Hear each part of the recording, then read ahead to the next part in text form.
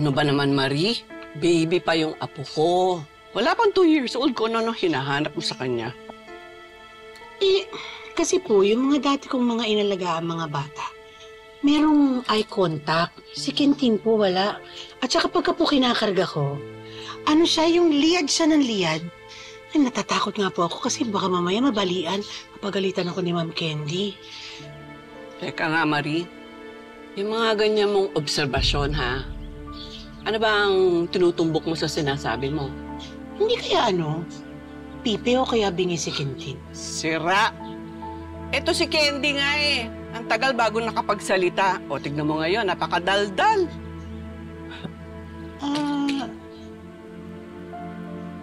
Di naman kaya ano, retarded, ate. Marie, ha? Isa pang pinta sa apo ko, tutok-tukan kita. Ikaw talaga, itigil mo yung mga imahinasyon sa kurtado mong isip.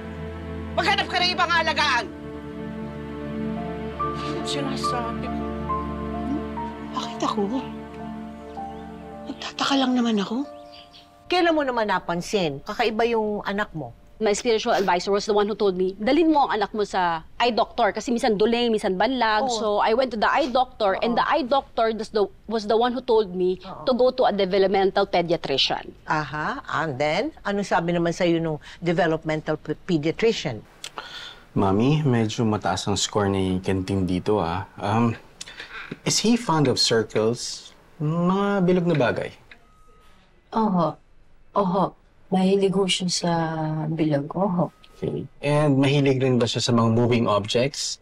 Like when he's watching them, malikot ba siya? Restless, moving around?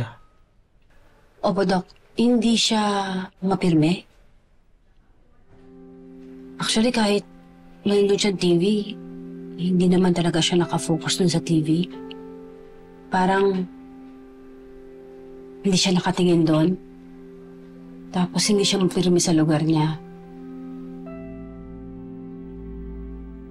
Tapos napansin ko pag tinatawag ko yung pangalan niya, hindi naman siya tumitingin sa akin. O wala rin siyang eye contact. Paano yung mga kilos ng kamay niya? Pag masaya po siya. Kahit hindi. Ganito. Ito ho, ginagawa niya. Ito, ganito.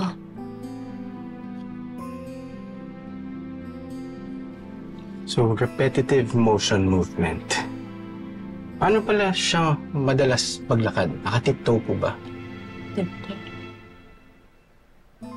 Mahawak siya doon sa crib, tapos tiptoe. Oo. Oo nga. Tiptoe nga siya. Hindi nga siya panaglalakad, pero nakatiptoe po siya. Oo nga, Dok.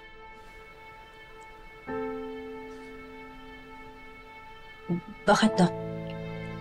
May problema ba ho sa anak ko? Kaya siya nagtatantrums ng ganon dahil he cannot express himself. May problema si Quintin sa kanyang motor and fine motor skills.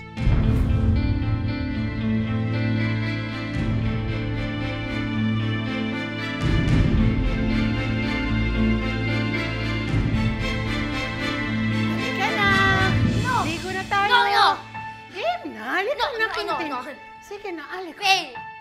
Alika na, alika na. Sige na, alika na. Alika na, ba't matatay? Aray!